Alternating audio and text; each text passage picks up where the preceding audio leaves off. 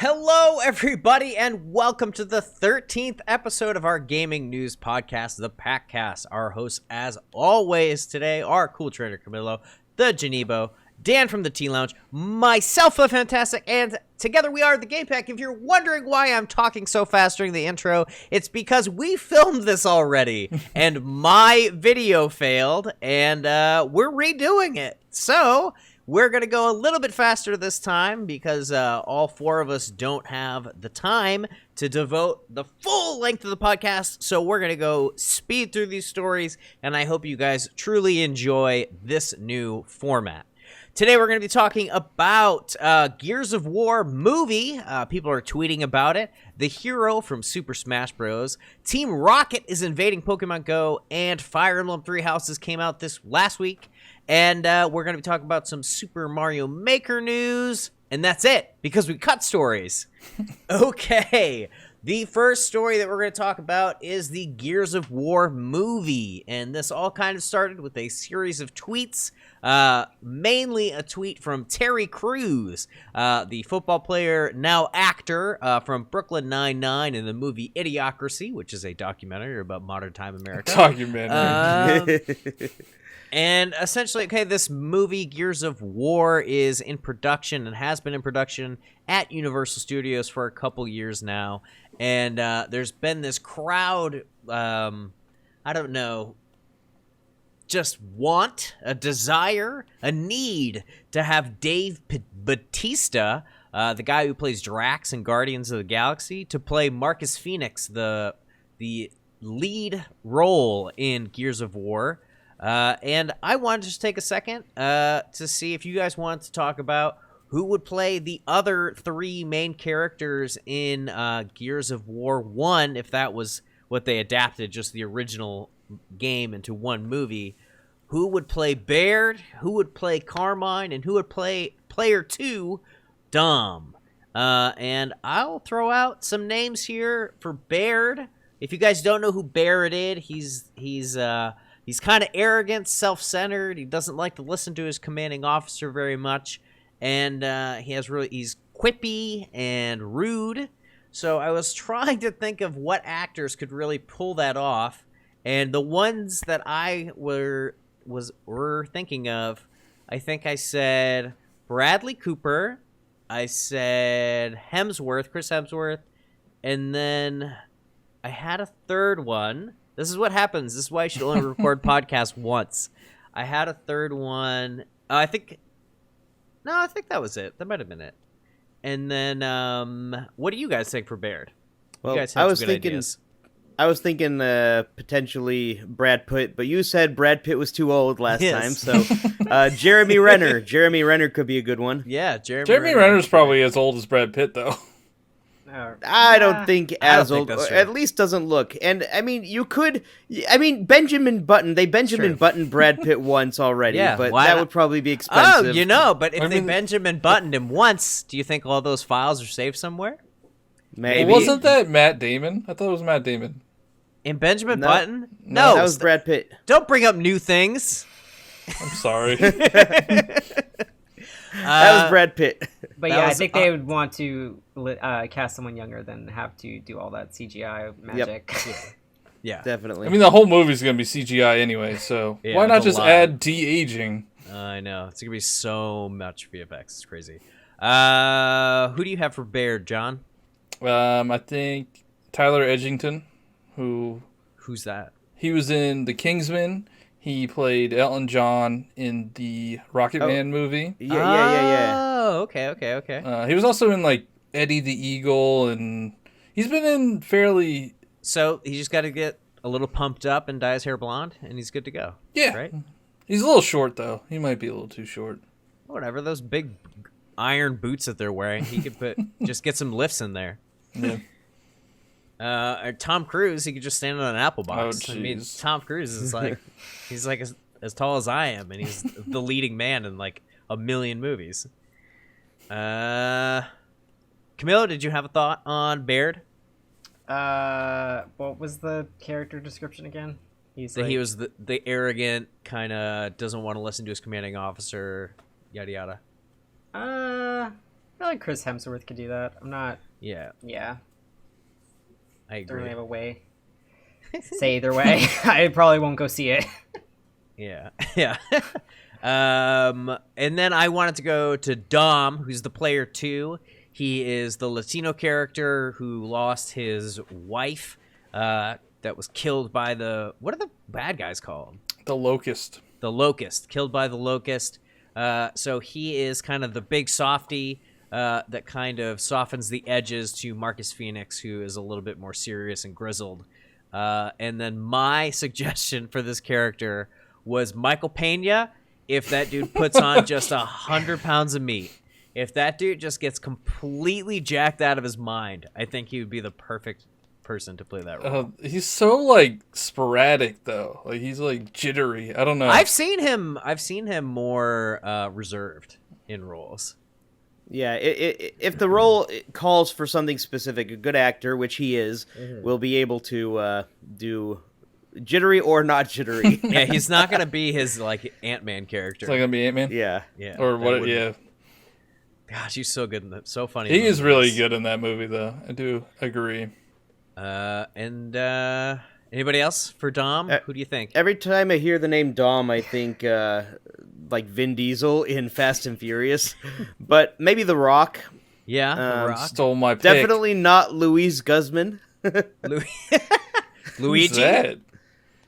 Or no, Luis Guzman. Luis Guzman is from. He was in a bunch of different things, like Count of Monte Cristo. He was in, and I think he was in Anger Management. He's a funny character actor. You definitely recognize him. Yes, probably. Yes. I don't know. I thought you said who's the guy who played Luigi?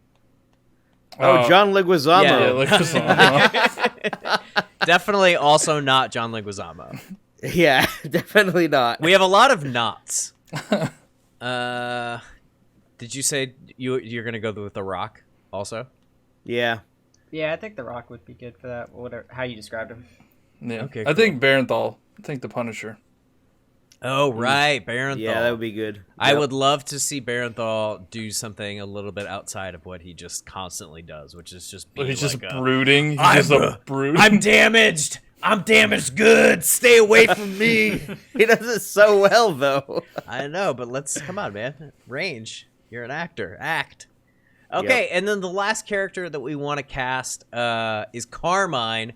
Carmine is the, to quote Camillo, is the Kenny of the Gears of War franchise, where he dies in every. There's a new Carmine. They're brothers, and every time you meet Carmine, you don't know how long you're gonna get him for, and then he dies, and you're like, well, there we go. Bye, Carmine. And I was trying to think of like comedy people would be good for this. I think Ryan Reynolds would be absolutely perfect. Yeah. I couldn't really think of anybody better. And from what I understand, you were saying that we never see their face. You never so it's see purely their voice face. Yeah, it acting? doesn't matter. Yeah, Okay. just the voice. Could be anybody.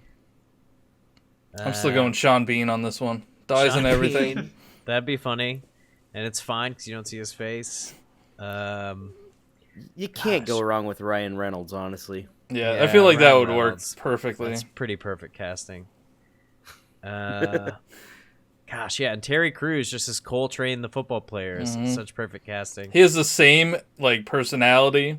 His Coltrane is like energetic and just so in your high face. energy. Yeah, just like woo. Yeah. He's just so great. I like. Sorry, headphone users. But woo. All right, anybody else casting ideas for the Gears of War movie before we move on? And that's it for casting of Gears of War movie. We are going to get hired by Universal Studios and get paid to cast this movie because we nailed it. We just did. We should just get a check in the mail. We should. We nailed it. All right. So my address is at the bottom of the screen. Just kidding. No, it's not. My home address. Let's move on. I'm not going to take a break. I'm just going to jump right into the next story. The Hero, the new DLC character for Smash Ultimate, there's going to be a demo presentation by Sakurai on 7:30 at 6 a.m. Pacific time. So before, which will have already have happened. Will have already happened. You probably saw it yesterday. Did you guys like it? Let us know in the comments down below or in the Premiere live chat. Let us know. Are you going to be playing as Hero? And basically, this is coinciding and it's happening near EVO, which is the biggest fighting game tournament of the year. If you do not know, I did not know. And that is August 2nd through the 4th. And Smash Ultimate is the headliner with the most contestants signed up. Hey gamers, how you doing? So the rest of this segment was basically speculation on when they would release the hero in Super Smash Bros. Ultimate. But Sakurai decided to tell us in the July 30th Direct that Hero drops the same day. It dropped the same day at like 9 p.m. So yeah, the rest of this is just speculation on a thing that is already happened. The hero looks cool. His critical hits look super OP, and they did detail some Mii Fighter costumes that will be included in Challenger Pack 2. So there's a Veronica Mii Fighter costume, there's a Erdrick Mii Fighter costume, and there's also a Slime Mii Fighter costume. We also got some new details on the version 4.0 update, so it seems now your final Smash meter will deplete if you do not use it.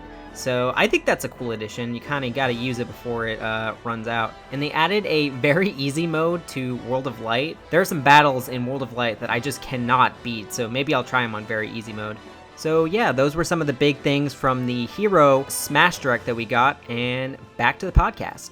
And our theory, our collective theory, we talked about this offline, is that after the Smash tournament, they will drop him. So potentially on August 4th, once the tournament is over, they will release Hero to the masses.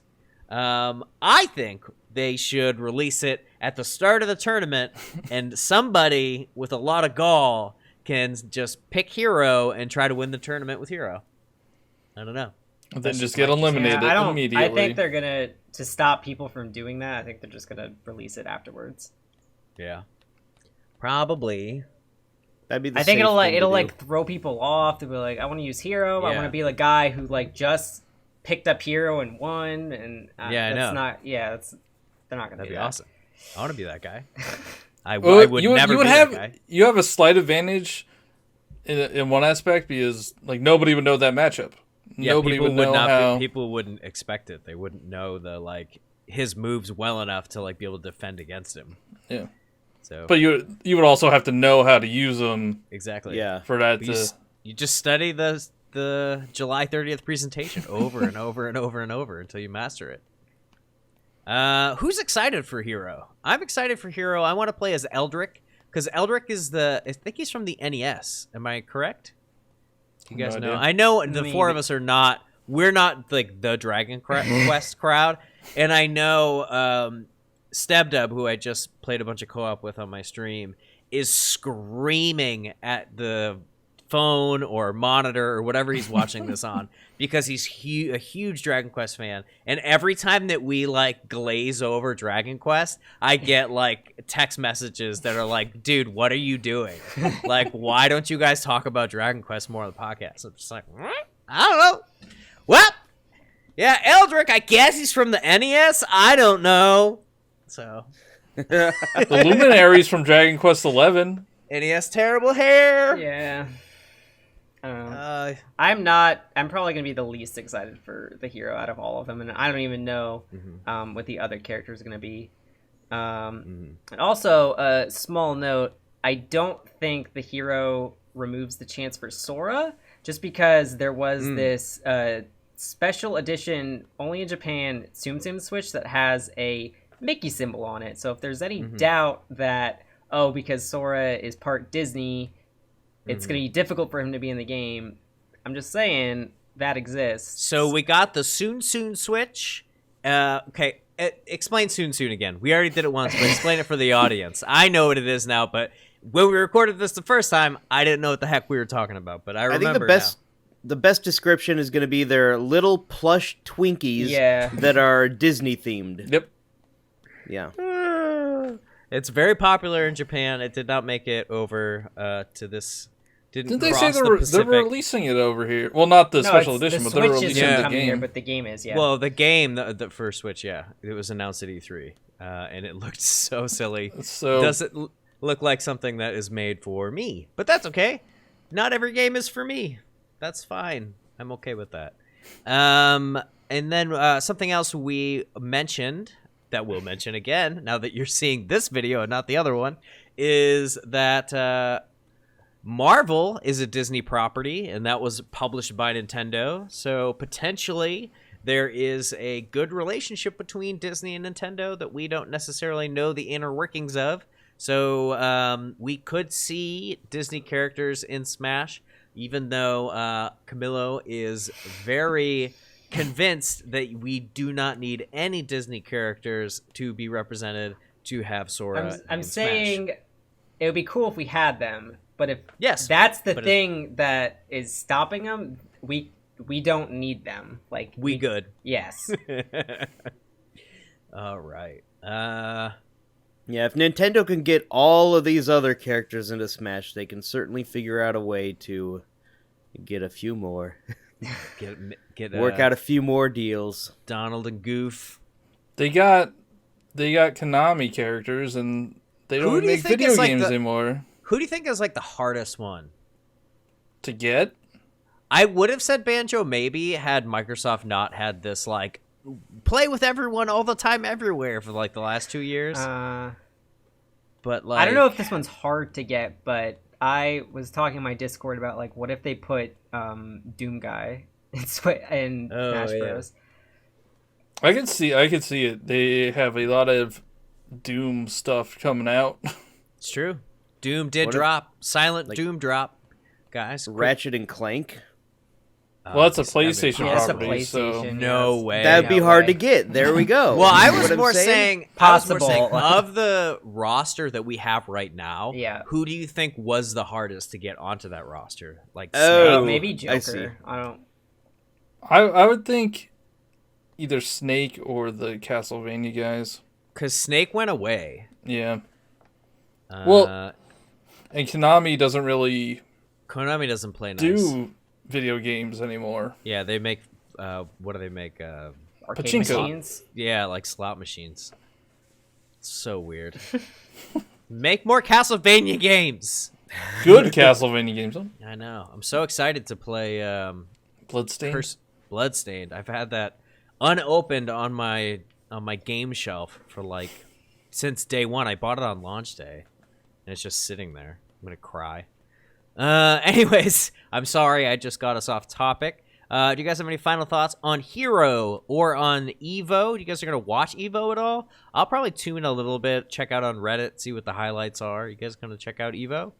I'll probably pop in, see what it's about. And I'm not going to be like watching it like constantly kind of thing. Yeah. If any funny highlights pop out, then that'll be fun. Yeah. I'll watch it. I like watching competitive gameplay. It's interesting to see people play at that level of games. Absolutely. Because I aspire to be that good, and I want to be more into esports. I feel like I'm the target demographic. Like I enjoy watching just regular sports sometimes, like during like the Final Four or like big end stuff. Like I don't watch like full seasons of things, but like I do get into the hype. Like if the Super Bowl. Yeah, like if like one of my friends like college teams is like doing really awesome, like I get really hyped and like I'll cheer with them. I did notice, but like when I visited you, Phil, we were like watching streams and stuff, and it did feel like we were watching like sports and like commenting on stuff. Do you remember that? No. Like we were just like stream hopping and like just watching people play. And that's right. That's right. It was like watching sports, kind of. Yeah. That was. Yeah, I feel like watching high level gameplay could be very different, based like depending on the game. Some games look really impressive at high level. Other games, I'm like, okay, like what's I don't know what's going on, and it's just kind of they're going at it. Like fighting games, I don't think look particularly impressive because they're pretty well matched and they're just kind of biding their time and waiting for the attack, and then they go in and then they block, and I don't know. It's a dance. I like it. I like fighting games more than say StarCraft competitive. if I was to watch like StarCraft 2, I'd be like, I have no. Why are they building in that order? What's going on? I don't understand. But when I watch like a 6 Smash highlight where like Lucas is way off the stage and he still manages to like get the KO and win, like that stuff I think is super cool to watch. But like in highlight form, I don't know if I'd sit and watch a whole fighting tournament. But yeah, that's pretty much everything I think we have to say about the Hero DLC character and our predictions for when it will drop and the EVO fighting tournament. So right now, we're going to take a very quick commercial break. Do you ever just wander the fields of Hyrule hungry at night and think, man, I could go for something evil right about now? Look no further than your traveling salesman for Ganon Puffs, harvested right from the source. We got a live one, boys! They got double the crunch and 3 times the evil than the leading Corn Puff cereal. Ganon Puffs also taste like your taste buds are being struck with the almighty beams of the Lord. Ganon Puffs, a delicious part of an evil breakfast. That was either educational or informative / hilarious. Okay, getting into Super Mario Maker, they are going to increase the number of courses that you can upload. Currently, the maximum is 32 courses. We are going to increase that up to 64 courses, which is double, if you can't do that math. They have one more increase planned. I don't know if they're going to double it again or if they're just going to add another 32 or if they'll just bring it up from 64 to 65. I don't know. But they did say that they would increase it one more time. And then my question is, Dan, do you think you're going to hit the cap? Oh, man. Well, from my side, they have already updated it, so now I have 64 available. Oh, great. Yep. So I don't know, because when I make I've made a lot of levels, but I really have to have a good idea of what I want to make before I get going. And also the limitations have prevented me from uploading a few of the levels that I've made. Like I've tried to make a music level, and I had like 8 bars of a song, and it was really short, and then I hit the limit of items. So there's that as well that completely ruins the experience. And so it's finding a balance of being able to make a good level with what you have limitedly. And then I would love to make more levels and get to that cap. Maybe not so much get to the cap. I want more and more and more levels, but yeah, I mean, I don't know. I could always delete levels. I don't know. I mean, it's always good to have more slots. It's always good to have more slots. I'm excited for it. Yeah. I'm going to be deleting my first level, ICBs, or actually I renamed it because I uploaded it a second time. You really need the space, right? Because you got so many levels. But I have the world record. I know. I had the world record on the last one, and then you deleted it and re-uploaded it. I had to get it again. I feel that it doesn't accurately represent my increased ability of making Mario levels. I think it's like you're a painter and you draw a picture, and then 10 years later you're a way better painter and you draw an amazing picture. I sort of feel like I have a drawing by a kindergartner uploaded right now, and like now I'm at like a 6th grade level. Well, and like would you? I don't know if you have. Da Vinci wouldn't paint over though their 10-year-old paintings because I'm a better painter now. That masterpiece I made 10 years ago, rubbish. Well, let's paint over it. The same thing goes for like, do you delete your first like YouTube videos? No. Right. No, you leave those up so you can see where you came from. Yes. But, like... I mean, you could do that. You could say the same thing about if you only had 64 video slots on YouTube, it'll be a little they'd different. Be gone. They would be gone. Oh, man. Live streams never would be archived, just immediately deleted. Imagine having only 15 days worth of live streams. Oh, my gosh. History. That's the one thing that kind of annoys me about Twitch. Like, you have to purposefully save stuff. Like, it gets deleted after, like, 2 months. Yeah. But anyway. Yeah, back to Mario Maker. Yeah, I don't know. But I guess my thing is that if somebody comes across my level and they're like, wow, that's the best that Phil can do, like, that's not, I kind of feel like, no, it's not the best I can do. I've made some kind of cool ones. Like, you should play those. So that's my Everyone is going to have different sensibilities, though. You can never, Is it some people plus how you ever going to get all the hats? Levels. Yeah, but if it's simple or like you're better now, don't you want the easy levels so people actually play them? Well, it's not that easy. That first level's not very easy. It's just I feel like it could be redesigned a little bit. Like that end section with the Koopa shell, I feel like could be completely redesigned and reworked to be a little bit cooler. But anyways, that's getting very specific about one level. Yeah, you could do a sequel and then eventually delete the first one if you feel like it's a good, fair replacement. That's true. I could do that. Maybe I'll do that. But I'm going to keep making more levels before I do that because I don't want to just spend my whole life like trying to master one level. I'm like, no, it's not perfect yet. I must keep going until it's perfect. I finally see bees.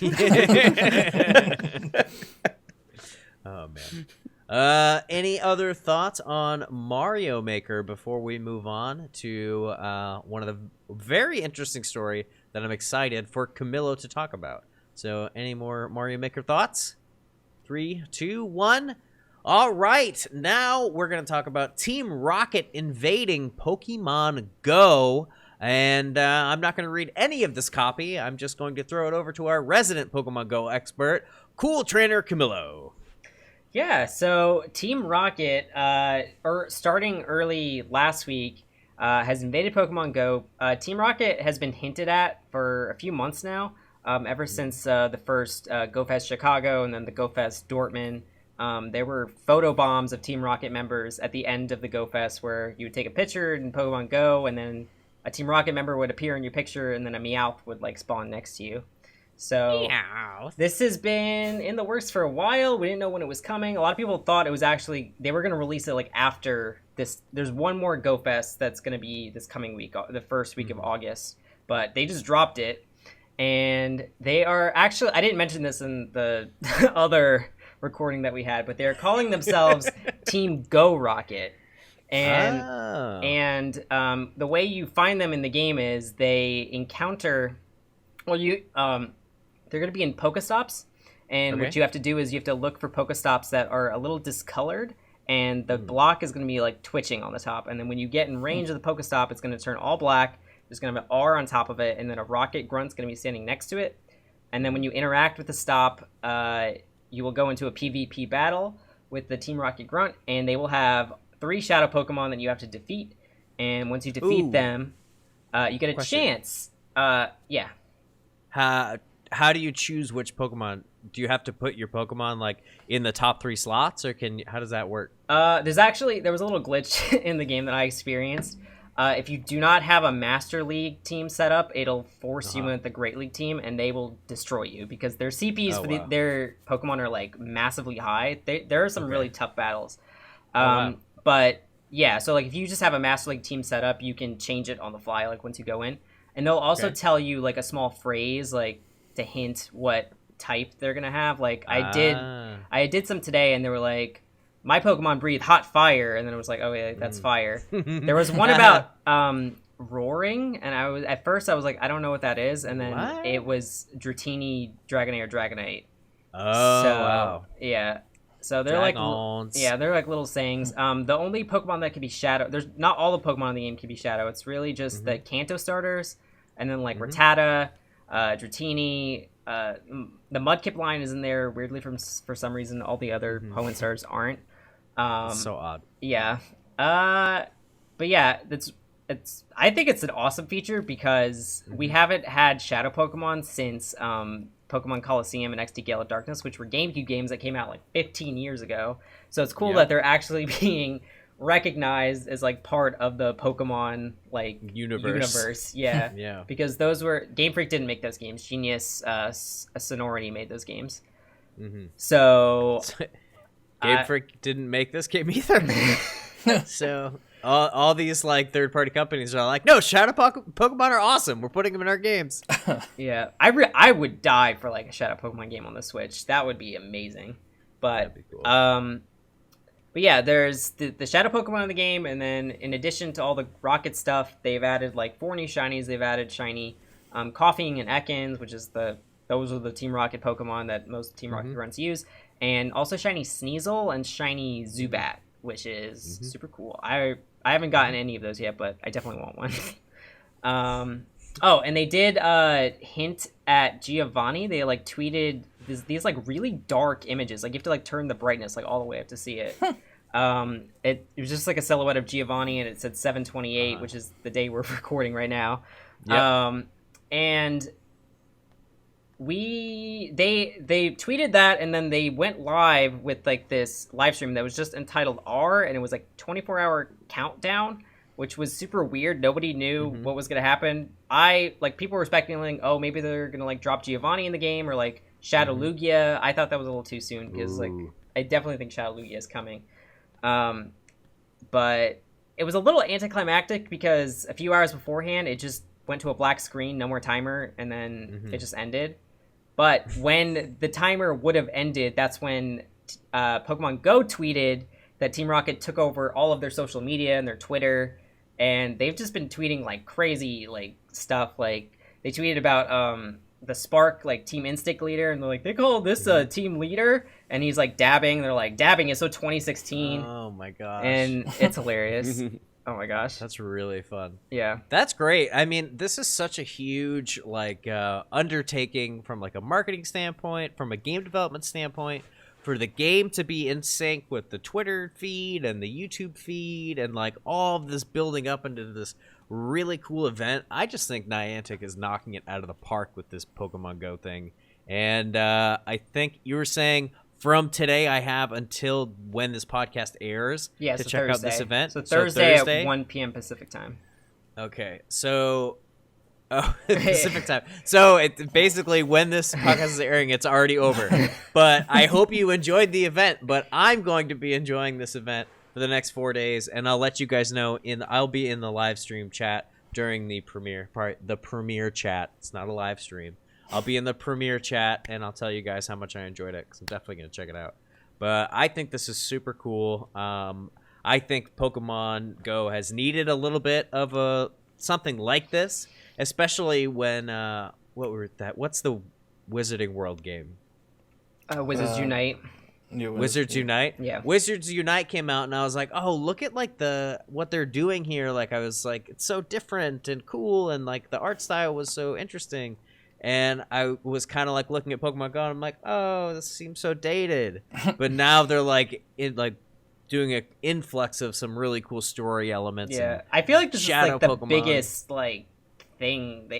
Like over the years we've gotten like raids, we've gotten research, but like this feels like massive what they're adding. Yeah. This is a huge event. Yeah, because we've had specific Pokemon days, but this is like a crazy event with like enemies and PvP. I don't think they're going anywhere, because once you start fighting the Team Rocket trainers, you get like a badge to like say how many you fought, and then the max badge is like 1,000. So I don't think they're gonna be going anywhere anytime soon. Oh wow. Yeah.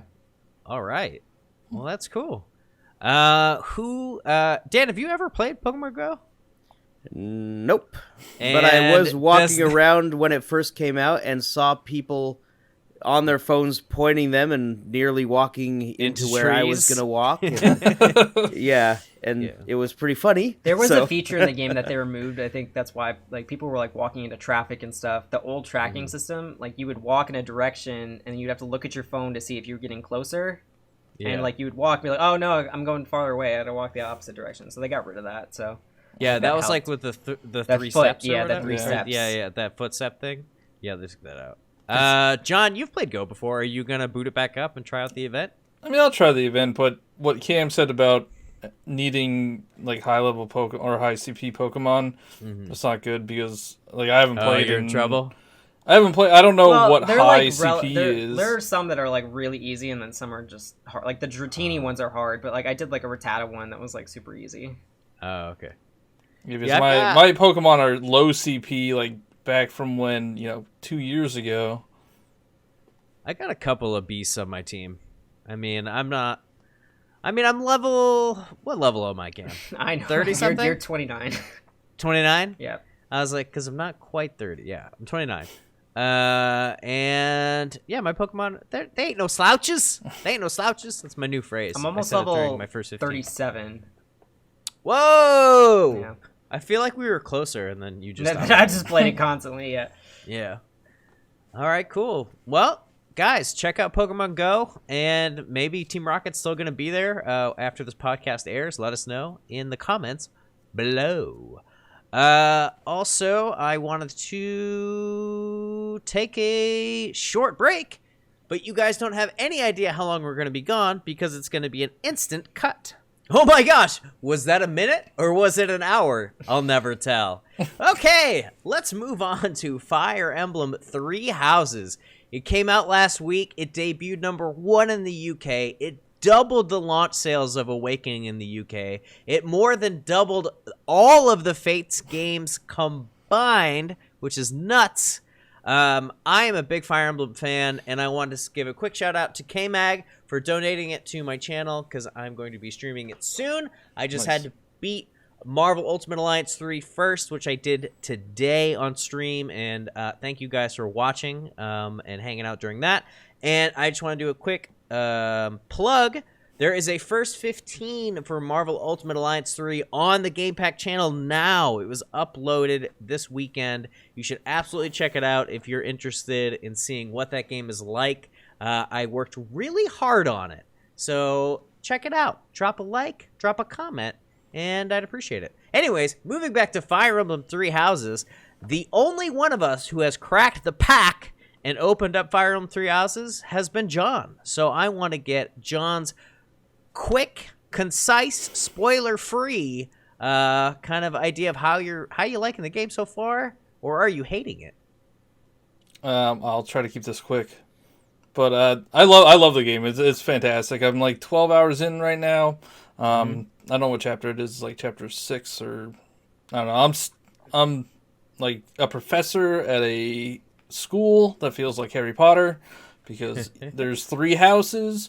You have to choose one: Blue Lions, the Golden Deer, or the Black Eagles. I went with the Blue Lions because I like Dimitri, who is the leader of that group. Right.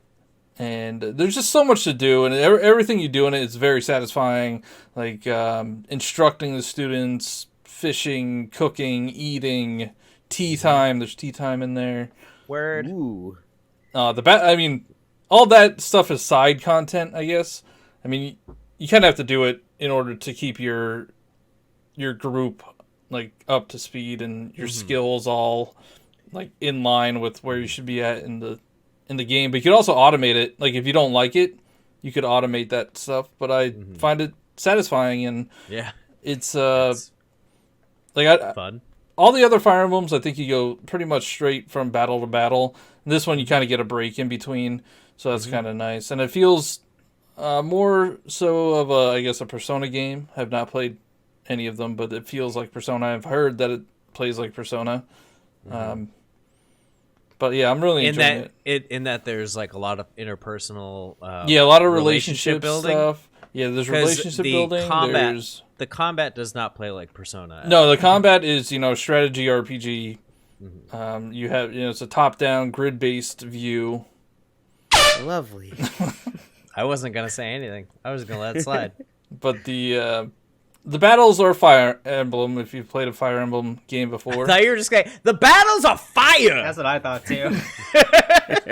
No, battles they're fun. Like they're fun. You have to think about it. I'm playing on normal classic, so that means if somebody dies in the battlefield, they die forever. Oh, and you don't. I heard you don't have to soft reset anymore because there's ability. Well, there's an ability. I forget what it's called. But it allows you to rewind time to as far back as you want. Like if you screw up, like if your character dies, you can rewind time to all the way back to the beginning of the battle. That's easy baby mode. Can you play without that? I'm not sure. I'm gonna have to find that out. Well, you just don't do it. You don't have to use the ability. Like it doesn't force you to do it. Like you could like somebody dies and then you just soft reset. We don't soft reset. You just continue forward if you don't care about the character.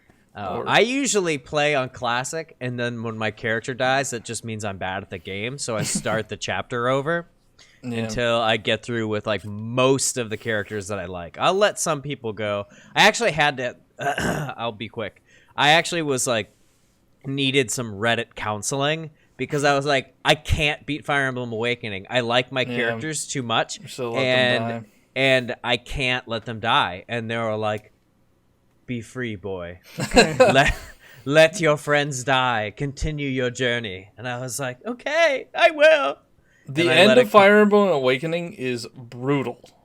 Like, oh man, I love it is so hard. Like, it's hard to get through it without losing anybody. It's one of my favorite 3DS games. I think it is my favorite 3DS game. Ooh, I actually beat it. Bold words. Yeah, that's amazing. There's so many good 3DS games. Anyways, Fire Emblem 3 Houses. Check it out, guys. It's been out for over a week now.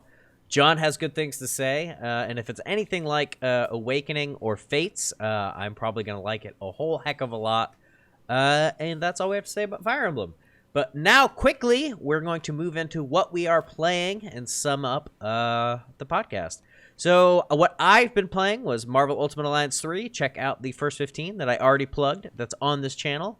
I did it in 4 parts, co-op, the whole game, with StebDub live on my channel. So if you want to check that out, go ahead. And then I also got a PS1 or PS Classic or whatever it's called because it finally dropped down to a price that I was willing to pay for. It was $100 when it first came out, and then they slashed the price. It's finally $19.99. So it's $1 a game, and you get a console and 2 controllers. So the games that come on the console, you cannot add any games to it legally. But I was watching a YouTube video. Metal Jesus Rocks. He's a cool YouTuber. You should check him out. He doesn't know who I am. He's a very giant YouTuber. But he was telling me about, specifically me, he was in this video I was watching, he was telling me that if I wanted to, I could go to this one website and follow very specific instructions to download onto a USB stick to plug into my PS Classic and add as many games as the USB stick can hold. And also, if I wanted to, I could plug in a USB hub so that since that second USB port is plugged up and you can only play one player, you can actually plug in a USB hub and plug in 2 controllers. Oh, man. And since the game only comes with the regular PlayStation controller and not the DualShock, you can plug in a controller that is USB that maybe is a USB DualShock-esque controller, and the PlayStation, the new operating system, will recognize it as a DualShock game. So if there were games not on there that you could get on there that require a DualShock controller, for example, Ape Escape requires a DualShock controller, you could play Ape Escape. But I will say, guys, I would never do this, and I would never recommend that anybody do this, because it is a violation of copyright law or whatever they say at the beginning of games that says do not duplicate, blah, blah, blah, because it's not something you're supposed to do. So don't do it to your console. Just enjoy the fact that it's on sale and you can play a couple of cool games, like 2 or 3, on the PlayStation Classic with your friends. Like not Crash Nitro Racing, because it's not on there. But if it was, that would be a fun game to play on your PlayStation Classic. And that's what I'm playing. Sorry, guys, that was actually way longer than I meant it to be. Dan, did you try to get a PlayStation Classic? Well, yeah. Well, I've been playing a lot of Super Mario Maker 2. But anyway, that's like beside the point. I also picked up a PlayStation Classic, but I actually have to wait for a few more days before it'll arrive at the Best Buy that I ordered it online from. because they didn't have it in stock, and I gotta wait for it. But that's cool. I'll get it in a few days. I look forward to giving it a try. $20 is an excellent deal. After I made my order, I called around to a couple of GameStops to see if they had it in stock, and the first GameStop I called said, "Oh yes, we have it in stock." Okay, cool. What's the price? $60. $60. I was like, okay, well, I saw it for $20 over at Best Buy. Can you price match? And they were like, well, no, I mean, no, not exact. I mean, well, actually, I can't really say, but Isn't there's that a thing so that weird? no, I'm not gonna say anything more about that. No, I can't really price match that. No, sorry. That's so odd. That's such a weird reaction. Okay. Yeah, they seem to be hinting toward like they might be coming out with some sort of a price matching system, or some like the price might drop on them, but they couldn't say. I'm not entirely sure because they wouldn't say and they couldn't say, but they weren't able to price match. But $60, no. So I actually called a different GameStop and to see if like maybe they would be able to price match under the new whatever it was this person was alluding to. And this was a little weirder because they said it was a $40 system. They had it in stock, and it was $40. How? And they flat out said, no, we will not price match, period. It's like, okay. Then you won't get my business. Bye. Yeah. What an odd experience with GameStop. I don't weird. get it. They're weird. GameStop's weird. Yeah. So I'll be picking up mine in a few days. By the time this airs, I'll probably have it. Nice. And yeah. Very cool. Should be fun. Camilo, you were about to say something? So I've been binging Detroit Become Human. Right. Played it on my After Dark channel, and I beat it in 2 sittings. The game's like 12 hours, so I played it for like 5-6 hours each. And it was a really fun game to stream, just because people who watch and have already played it get to see a different experience through another player's eyes. So it was really cool to like have people like react to like my decisions and be like, no, or like, yeah. It was a lot of fun. That's great. But if you haven't played that game, definitely play it. It's really, really good. I think it is still free on PS Now. On PS Plus. Plus. Sorry, plus. Even though this is going to probably go live on August 1st, I think it stays free until the next PS Plus games come out, which would be the following Tuesday. So I think you have some time. If you don't have it yet. Get it if you can. I've also played it a lot. I think I played it for 6 hours. I'm playing it with Kat, and she doesn't play games. So, yeah. I think I mentioned that last week. I'm not going to talk about it. Do you, discuss the decisions and stuff? Yeah, we do. If we have enough time, yeah. That's really cool. Or what we'll do is every time it changes like a chapter or a person, we'll just hand the controller off. Yeah. Yeah, because some of them it gives you like 3 seconds to decide. And it's like, oh my gosh. So yeah, in that case, it's just like whoever's got the controller is pulling the trigger. So, but it's been fun, and it's fun because when you're playing with somebody else, then like Kat will make a choice. I'll be like, "Why did you do that?" And it's just like really funny. So yeah, I highly recommend playing with a friend. Actually, it's not how the game's intended to be played, but play with a friend. It's funny. John, what about you? Your last up? Well, I've been playing Fire Emblem. Yeah. And in between those play sessions, I've been playing some Marvel Ultimate Alliance. I think I'm close to being done. I don't know. Probably in the later half of that game. And then I was also playing some Gears 5 Tech Test, which is the beta for the new Gears game coming out. Very cool. And I'm excited for that game. It feels like Gears, and we just talked about the Gears movie, so yeah. Gears I also ordered a PlayStation Classic like 2 weeks ago. When was Prime Day? When was Amazon Prime Day? It was like 2 weeks ago. Yeah. It was like 2 weeks ago, and I ordered it because it was $20, and they have not fulfilled the order yet. Wow. Yeah, I don't know what's going on. I don't know if I'm just not going to get it. You'll get it. You'll get it. They probably just like got so many orders they didn't anticipate. Yeah, I mean on Prime Day they get like a bajillion orders. Except I ordered my SD card and I got it the next day. Well, it was on back order, so it wasn't like I ordered it after they ran out of stock. Mm-hmm. Yeah, so did it already have like a date saying like buy something? Yeah, get it on July. Well, it said like 2020. It says like unknown delivery date because they gotta make it from scrap. Yeah, so from scratch. Maybe I'll have the PlayStation Classic like next year, and then when it's gonna be like $10. Yeah, when the PlayStation 2 Classic comes out. Oh man, I just want a new PlayStation 2. To be honest, my PS3 is taking a dump. Anyways, that's all we have to say today. We literally filmed 2 podcasts back to back, and this one really wasn't that much shorter than the other one. This is about the same length as the other one. I think it's like 10 minutes shorter. But I want to really, truly thank Dan, Cam, and John for re-recording this. This was my fault, and they didn't give me any crap. They were nice, and everybody came back, and we did it again. And I just wanted to say that I'm very thankful to have you guys doing this with me every week.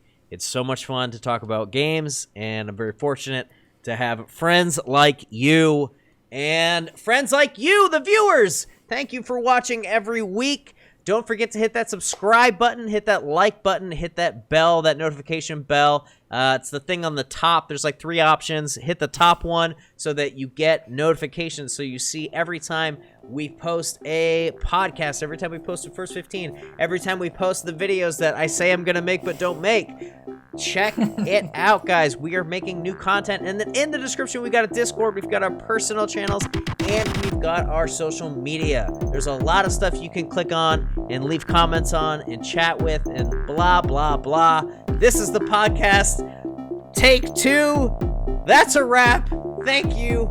Goodbye. Bye-bye. Bye-bye.